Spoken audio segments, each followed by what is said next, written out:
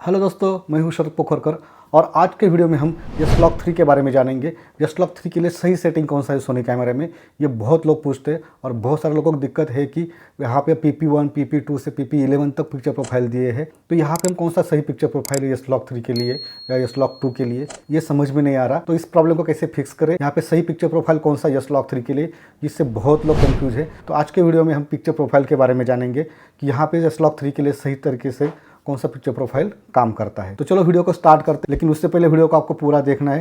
ये वीडियो आपको कैसा लगता है आपको मुझे कमेंट बॉक्स में बताना है, और सबसे मेन चीज़ आपको red for production YouTube channel को फॉलो करना है। तो चलो स्टार्ट करते हैं।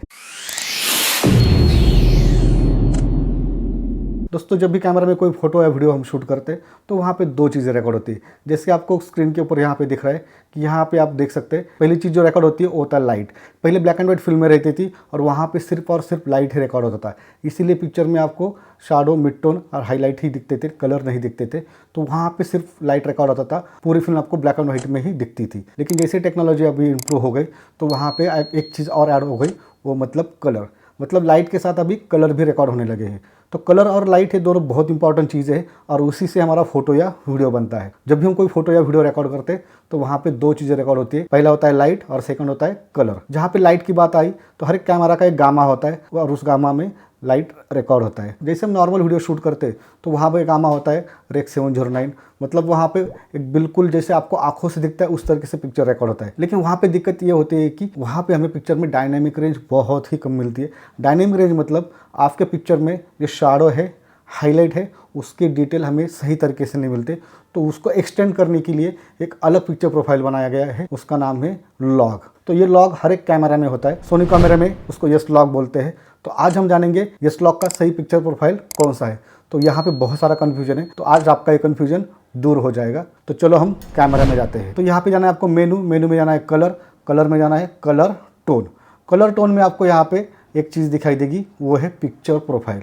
तो यहाँ पे बहुत सारा कन्फ्यूजन है, लोगों को पता नहीं कि ये चीज़ किसके लिए, तो बहुत सारे लोग इसका यूज़ ही नहीं करते। स्पेशली पिक्चर प्रोफाइल ये चीज़ दी है वीडियो के लिए। यहाँ पे आप वीडियो को नॉर्मल मतलब रेक 709 या स्टैंडर्ड में भी शूट कर सकते हैं, और लॉग 2, लॉग 3 में भी शूट कर सकते हैं, और HLG में भी शूट कर सकते हैं। तो जैसे हम पिक्चर प्रोफाइल के अंदर जाएंगे तो आपको यहाँ पे दिखाई देगा PP1, PP2, PP3, PP4। तो बहुत सारे ऐसे पिक्चर प्रोफाइल बना के रखे हैं और ये ऑलरेडी कंपनी ने बनाए हैं। तो हर एक पिक्चर प्रोफाइल का अलग काम है। तो आज हम यहाँ पे जो बात करने वाले हैं S-Log 3 के बारे में जानने वाले हैं। S-Log 3 का सही पिक्चर प्रोफाइल कौन सा है, तो इसके लिए हम जाएंगे PP8 में, क्योंकि PP8 जो है सोनी कंपनी ने हमें लॉग 3 के लिए सेटिंग करके बना के दिया है। हमें ज़्यादा दिमाग लगाने की ज़रूरत नहीं, फिर भी हम उसके अंदर जाके डिटेल में जानेंगे कि यहाँ पे किस तरीके से सेटिंग किया जाता है और हमें किस सेटिंग की ज़रूरत है। तो यहाँ पे मैं PP8 में जाता हूँ। PP8 में अंदर जाने के बाद आपको बहुत सारे ऑप्शन दिखाई देंगे। ये ऑप्शन हर एक आपको पिक्चर प्रोफाइल में सेम ही रहेंगे, लेकिन उसके सामने जो सेटिंग है वो सिर्फ अलग रहेगा। तो यहाँ पे आपको पहले 4 ऑप्शन दिखाई देंगे, जैसे कि ब्लैक लेवल है, गामा है, ब्लैक गामा है और नी है। तो ये चारों ऑप्शन आपके लाइट के ऊपर काम करते। तो आपके कैमरे में जो लाइट आ रहा है उसको सही तरीके से कंट्रोल करना है, तो उसको सही तरीके से कैप्चर करने में हमारी हेल्प करते हैं। ये 4 ऑप्शन से हम हमारे कैमरा में शैडो, मिड टोन, हाईलाइट को सही तरीके से सेट कर सकते हैं। उसके नीचे और 4 ऑप्शन दिए हैं, वो है colour mode, saturation, colour phase और कलर डेप्थ। तो ये 4 ऑप्शन हमें एक पिक्चर में कलर कंट्रोल करने में या कलर को इन्हांस करने में या कलर को सही तरीके से कैप्चर करने में हेल्प करते हैं। उसके नीचे और एक ऑप्शन दिया है, उसका नाम है डिटेल। तो ये ऑप्शन हमें हमारे पिक्चर का शार्पनेस कंट्रोल करने में हेल्प करता है। तो डिटेल से हम हमारे पिक्चर का शार्पनेस सेट कर सकते हैं। तो अभी हम 1 बाय 1 हर एक ऑप्शन को जानेंगे, हर एक ऑप्शन हमारे लिए किस तरीके से काम करता है या किस तरीके से हेल्पफुल है। लेकिन इससे पहले अगर मैंने भी कुछ सेटिंग किया होगा अलग से तो उसको हम निकाल देंगे। तो इसके लिए मैं यहाँ पे जाता हूँ, लास्ट में रिसेट में जाता हूँ, ओके, और रिसेट में जाके मैं यहाँ पे उसको रिसेट करता हूँ। तो रिसेट करने के बाद आप देख सकते हैं हमारा जो PP8 पिक्चर प्रोफाइल है सोनी कंपनी जैसे हमें बना के दिया था वैसे ही है, और मैं भी इसी सेटिंग के ऊपर ही काम करता हूँ हमेशा। मेरे जितने भी वीडियो आप देखेंगे PP8 के ऊपर बाय डिफ़ॉल्ट में जो सेटिंग है उसी के ऊपर ही काम किए हुए हैं या शूट किए हुए हैं। तो जहाँ पे हम जानेंगे पहले ब्लैक लेवल। तो ब्लैक लेवल यहाँ पे हमेशा 0 रहता है। बहुत सारे लोग बोलते हैं कि ब्लैक लेवल ऊपर नीचे करना चाहिए। मेरे हिसाब से ये 0 रहेगा तो भी अच्छा रहेगा, क्योंकि जब भी हम शूट करते हैं तो लाइट कंडीशन हमेशा अलग अलग रहती है। तो यहाँ पे ब्लैक लेवल का हमेशा मैं 0 ही रखता हूँ। और वैसे भी यहाँ पे लॉक 3 में ब्लैक लेवल उतना कोई ज़्यादा काम नहीं करता है। उसके बाद जाएंगे हम गामा। ये सबसे मेन चीज़ है कि यहाँ पे गामा क्या रखना है। जैसे मैंने बोला था कि हर एक कैमरा का एक गामा होता है और वो यहाँ पे लाइट कैप्चर की जाती है। जैसे हम फोटो या वीडियो रिकॉर्ड करते हैं तो वहाँ पे दो चीज़ें रिकॉर्ड होती है, पहला होता है लाइट और दूसरा होता है कलर। तो यहाँ पे पहला है लाइट, तो लाइट जो रिकॉर्ड होता है वो गामा में होता है। तो यहाँ पे हम रखेंगे S-Log 3। इसके अंदर अगर जाएंगे तो आपको बहुत सारे ऑप्शन मिलेंगे, लेकिन फिलहाल हमें आप आज का जो वीडियो है S-Log 3 के बारे में है, तो हम यहाँ पे S-Log 3 ही रखेंगे। और मैं आपको यहाँ पे स्क्रीन के ऊपर जो ग्राफ दिखा रहा हूँ तो उससे आप समझ सकते हैं कि लॉक क्या है, S-Log 3 क्या है। तो यहाँ पे क्या किया है, शैडो के डिटेल है उनको थोड़ा सा ओपन किया है और हाईलाइट जो है उसको दबाया है। इससे पिक्चर जो है मिड टोन की रेंज में आ गया है। तो इसीलिए हमें लॉक पिक्चर में जब भी शूट करते हैं तो हमें पिक्चर पूरा फीका फीका दिखता है। यहाँ पे शैडो या हाईलाइट बहुत ही हार्ड नहीं दिखते। तो S-Log 3 जो है उसमें हमें यहाँ पे शैडो को ओपन किया है और हाईलाइट को दबाया है। तो S-Log 3 में आप जब भी शूट करेंगे तो आपको आपके पिक्चर का डायनामिक रेंज बहुत ही ज़्यादा मिलेगा और आप आपके शैडो और हाईलाइट की डिटेल बहुत अच्छी तरीके से कैप्चर कर सकते हैं, जो कि हम स्टैंडर्ड पिक्चर में जब शूट करते हैं तो ये मुमकिन होता नहीं। तो वहाँ पे हमें शैडो और हाईलाइट की डिटेल मिलना बहुत ही मुश्किल होता है। इसलिए हमें जो शूट करना है S-Log 3 में करना है। उसके बाद जाएंगे हम ब्लैक गामा में। इसके अंदर अगर सेटिंग देखेंगे तो ये ब्लैक गामा है, मिडल में रखा है। तो इसके अंदर भी जाएंगे तो यहाँ पे 3 चीज़ें दी है। पहला है नैरो, मिडल, वाइड। तो ये तीनों भी अलग अलग तरीके से काम करते हैं। बाय डिफ़ॉल्ट यहाँ पे मिडल है, मैं भी मिडल ही यूज़ करता हूँ, लेकिन तीनों में फर्क क्या है यह भी जानेंगे। जैसे कि आपको यहाँ पे स्क्रीन के ऊपर कर्व दिख रहा है, तो कर्व को अगर देखेंगे तो नैरो की सेटिंग अगर देखेंगे तो नैरो सिर्फ शैडो के लिए बना है। नैरो में अगर ब्लैक गामा का वैल्यू हम कम ज़्यादा करेंगे तो उसका असर सिर्फ और सिर्फ शैडो के एरिया में होगा, मिड टोन या हाईलाइट में नहीं होगा। लेकिन जैसे सेटिंग हम मिडल के ऊपर डालते हैं तो मिडल के ऊपर जाने के बाद जब हम ब्लैक गामा का वैल्यू कम ज़्यादा करेंगे उसका असर शैडो में तो होगा, लेकिन कुछ हद तक हमें उसका असर मिड टोन पे ऊपर भी होते हुए दिखाई देगा।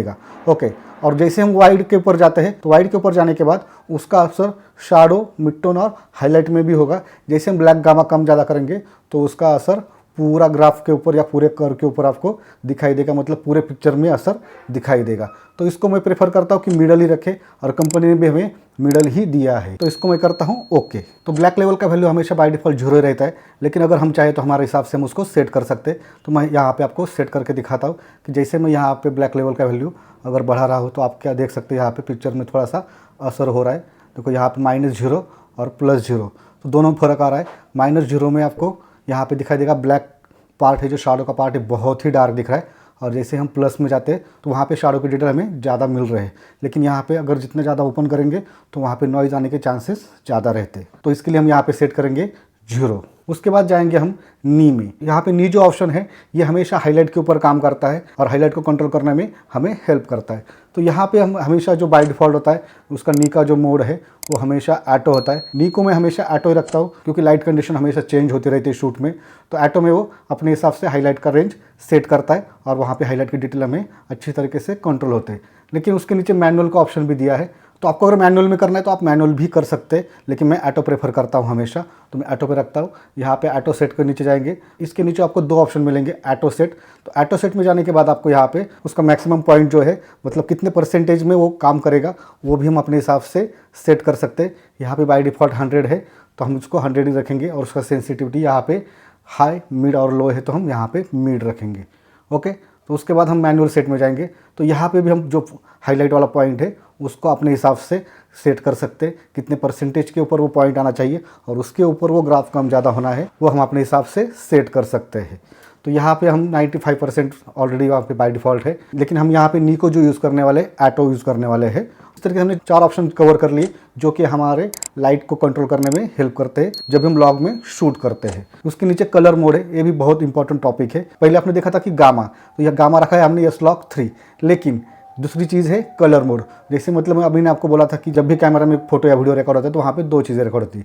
पहला होता है लाइट जो रिकॉर्ड होता है वो गामा में होता है, और जो कलर रिकॉर्ड होते हैं वो उसका होता है कलर स्पेस। तो यहाँ पे उसको बोला है कलर मोड। तो आपको 2 चीज़ें हमेशा ध्यान रखनी जब भी आप व्लॉग पे शूट करेंगे। तो आपको गामा हमेशा याद होना चाहिए और कलर स्पेस मतलब कलर मोड कौन सा यूज़ किया है ये भी आपको याद होना चाहिए, क्योंकि जब भी आप डाविंची रिजॉल्व में कलर ग्रेडिंग करेंगे या प्रीमियर में भी किया तो आपको लॉक फुटेज को REC 709 में कन्वर्ट करते समय आपको उस टाइप का प्रीसेट या उस टाइप के सेटिंग करने पड़ते हैं, तो आपको आपका शूट का गामा और कलर स्पेस मालूम होना बहुत ज़रूरी है। तो यहाँ पे कलर मोड है यस गामा आउट 3 डॉट सीने, जो कि सोनी कंपनी ने स्पेशली बनाया है। यहाँ पे स्क्रीन के ऊपर आपको जो पिक्चर दिख रहा है उसमें आप चेक कर सकते हैं कि जो आपको छोटा वाला सबसे ट्रायंगल है वो है रेक्स 709 का। यहाँ पे आप यस गामा आउट 3 डॉट सीने का भी ट्रायंगल देख सकते हैं और यस गामा आउट 3 का भी देख सकते हैं। तो यहाँ पे आपको समझ में आएगा कि यस गामा आउट 3 का जो ट्रायंगल है, मतलब जो कलर स्पेस है सबसे बड़ा है, मतलब वहाँ पे आपको सबसे ज़्यादा कलर मिलेंगे। लेकिन उससे छोटा है यस गामा आउट 3 डॉट सीने, लेकिन मैं हमेशा प्रेफर करता हूँ कि यस गामा आउट 3 डॉट सीने ही यूज़ करें, क्योंकि यहाँ पे हमें अच्छे खिले खिले या फ्रेश कलर मिलते हैं, तो उससे हमारा कलर ग्रेडिंग का काम बहुत आसान हो जाता है। और मैंने देखा है कि बड़े बड़े प्रोडक्शन हाउस में भी यस गामा आउट 3 डॉट सीने को यूज़ किया जाता है शूट के लिए, और वहाँ पे उसी के ऊपर ही पोस्ट प्रोसेसिंग होता है। तो यहाँ पे कलर मोड हम यूज़ करेंगे यस गामा आउट 3 डॉट सीने, तो इसको मैं फिक्स कर देता हूँ। इसके नीचे है सैचुरेशन, तो यहाँ पे आप देख सकते हैं सैचुरेशन लेवल 0 है, मतलब आपको कोई सैचुरेशन कम ज़्यादा नहीं करना है। लेकिन अगर आपको आपके पोस्ट प्रोसेसिंग के हिसाब से आप किस सॉफ्टवेयर में कलर ग्रेडिंग करते हैं या आपको किस तरीके से काम करना है, कलर ग्रेडिंग में कितने कलर चाहिए, तो वहाँ पे आप उसका वैल्यू कम ज़्यादा कर सकते हैं। अगर आप प्रीमियर में कर रहे हैं तो आपको थोड़ा सा मैं बोलूँगा कि कलर का वैल्यू आप बढ़ा के रखेंगे तो भी चलेगा। लेकिन अगर दाविंची में आप कलर ग्रेडिंग कर रहे हैं तो आपको यहाँ पे कुछ छेड़छाड़ करने की ज़रूरत नहीं, आप इसको नॉर्मल ही रख सकते हैं, क्योंकि दाविंची में आपको बहुत अच्छी तरीके से कलर मिलेंगे, बहुत अच्छी तरीके से कलर को आप कंट्रोल कर सकते हैं। यहाँ पे सैचुरेशन का जो लेवल है हम 0 ही रखेंगे। उसके बाद आता है कलर फेज। कलर फेज मतलब कलर का ह्यू चेंज होना, मतलब जैसे कि हम रेड कलर है उसको थोड़ा शिफ्ट किया तो ऑरेंज में जाता है, और ऑरेंज को शिफ्ट किया तो वो येलो में चला जाता है। तो ये कलर व्हील में जैसे काम होता है यहाँ पे भी उसी तरीके से ही काम होगा। आप देख सकते हैं यहाँ पे इसका वैल्यू मैं कम कर ज़्यादा करता हूँ तो आपको कलर का टोन चेंज होते हुए दिखाई देगा। +7 में कलर देखिए और यहाँ पे -7 में कलर देखिए, थोड़ा सा हल्का सा चेंज हुआ है। तो इसको भी हम कुछ नहीं करेंगे, इसको भी हम क्या करेंगे, बाय डिफ़ॉल्ट 0 है वही रखेंगे, क्योंकि हमें एक्चुअल जो कलर दिख रहे हैं वही कलर चाहिए। उसके नीचे आता है कलर डेप्थ, ये भी HSL का ही एक पार्ट है। जैसे हमने पहले देखा था कि सैचुरेशन, उसके बाद ह्यू देखा, अब ये है लुमिनियस। लुमिनियस मतलब लाइट। तो इसके अंदर जाएंगे तो आपको RGB, CMY ऐसे 6 कलर दिखाई देंगे, जो कि हमारे प्राइमरी कलर RGB है और सेकेंडरी कलर कौन सा है, CMY है। यहाँ पे आप किसी भी कलर का लुमिनिसिटी मतलब कलर में से लाइट को कम ज़्यादा कर सकते हैं। जैसे कि आप यहाँ पे देख सकते हैं, मैं यहाँ पे येलो चैनल को सिलेक्ट करता हूँ, यहाँ पे +7 है और यहाँ पे -7 है, तो दोनों में आपको दिखाई देगा कि जो वॉच है आपके सामने, जो ऑब्जेक्ट है उसमें जो येलो वाला पार्ट है उसमें लाइट क्या हो रहा है, कम ज़्यादा हो रहा है। तो इसको भी हम यहाँ पे 0 रखेंगे। लेकिन जब भी आप कोई बहुत ही कलरफुल एरिया में काम कर रहे हैं, रूम ब्राइड के कपड़े बहुत ही कलरफुल है तो उसका रिफ्लेक्शन आ रहा है, वहाँ पे उसका लाइट का इंटेंसिटी हम यहाँ से कंट्रोल कर सकते हैं। लेकिन ये थोड़ा दिमाग लगाने वाला काम है, क्योंकि हम शूट करते समय तो उसको सेट करेंगे लेकिन बाद में उसको फिर से रीसेट करना भूल जाते। तो मैं प्रेफर करता हूँ हर सिचुएशन में इसको 0 पे रख के ही काम करें। और उसके बाद सबसे लास्ट चीज़ आती है डिटेल। तो डिटेल के अंदर भी जाएंगे तो डिटेल हमारा बना है शार्पनेस के लिए, तो यहाँ पे बाय डिफ़ॉल्ट ऑलरेडी -7 रखा है।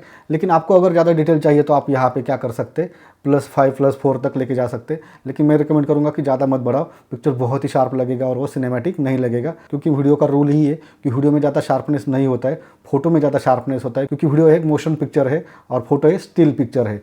तो वीडियो में हमें ज़्यादा शार्पनेस नहीं चाहिए। ऑलरेडी सोनी कंपनी ने यहाँ पे -7 कर दिया है, तो आपको अगर चाहिए तो आपके हिसाब से आप कम ज़्यादा कर सकते हैं। लेकिन मैं भी -7 ही प्रीफर करता हूँ। लेकिन जब मुझे कभी ज़्यादा शार्पनेस चाहिए तो मैं हल्का सा उसका शार्पनेस बढ़ा लेता हूँ, -5 या 4 तक लेके जाता हूँ। ओके, तो इस तरीके से कुछ सेटिंग हमने यहाँ पे देखे। यहाँ पे हमने पिक्चर प्रोफाइल का पूरे ऑप्शन चेक किए और हर एक ऑप्शन को डिटेल में जाना है। आपको भी अगर कुछ कन्फ्यूजन रहेगा तो ये वीडियो ठीक से देख लीजिए। तो इसके बाद आपको किसी की सुनने की ज़रूरत नहीं कि आपको इस पिक्चर प्रोफाइल में जाना है और इस तरीके से YesLock 3 का सेटिंग सेट करना है, कोई ज़रूरत नहीं। कंपनी ने ऑलरेडी हमें PP8 में YesLock 3 YesGamma3.cine का पिक्चर प्रोफाइल लगा के दिया है, और ये हमारे वेडिंग, प्री वेडिंग या कोई भी शूट रहेगा, कोई भी इवेंट रहेगा, उसके लिए बहुत ही बढ़िया है। आप मेरे इंस्टा के ऊपर या यूट्यूब चैनल के ऊपर जितने भी वीडियो देखेंगे ये बाय डिफ़ॉल्ट सेटिंग के ऊपर ही शूट किए, मैंने कोई अलग दिमाग नहीं लगाया। लेकिन बहुत सारे लोगों को मैं जब भी बोलता हूँ आपको जब भी लॉक 3 में शूट करना है तो आप वहाँ पे PP8 को यूज़ करो, फिर भी लोग सवाल पूछते सर उसके अंदर क्या सेटिंग करना चाहिए। मेरे हिसाब से कुछ ज़रूरत नहीं, कंपनी ने ऑलरेडी सेटिंग करके दिया है। तो मैं वहाँ पर सोनी कंपनी के ऊपर पूरा ट्रस्ट रखे काम कर रहा हूँ और पूरा मुझे अच्छा तरीके से या 100% रिजल्ट मिल भी रहा है। उसके बाद और एक पिक्चर प्रोफाइल है यहाँ पे, वो है PP9।